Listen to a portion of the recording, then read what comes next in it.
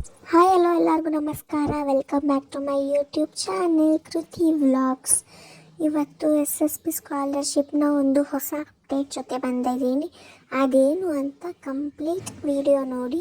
So ನಾನು last ವಿಡಿಯೋದಲ್ಲೇ ಹೇಳ್ದಂಗೆ 2023 ಮತ್ತು 24 ಅಕಾಡೆಮಿಕ್ ಇಯರ್ನ ವೆಬ್ಸೈಟ್ ಕ್ಲೋಸ್ ಆಗಿದೆ.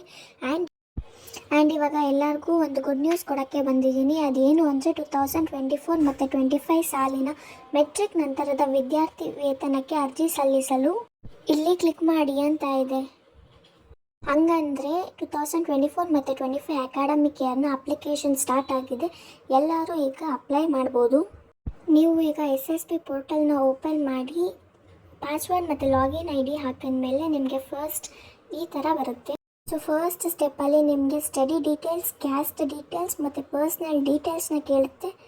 ಸ್ಟೆಪ್ 1ಅಲ್ಲಿ ಎಲ್ಲ ಕಂಪ್ಲೀಟ್ ಮಾಡಿದ್ಮೇಲೆ ನಿಮಗೆ ಸ್ಟೆಪ್ 2ಗೆ ಹೋಗೋಕ್ಕೆ ಆಗೋದು. ಸ್ಟೆಪ್ 2ನಲ್ಲಿ ನಿಮಗೆ ಸ್ಟೂಡೆಂಟ್ ಕಾಲೇಜ್ ಡೀಟೇಲ್ಸ್ನ ಕೇಳುತ್ತೆ.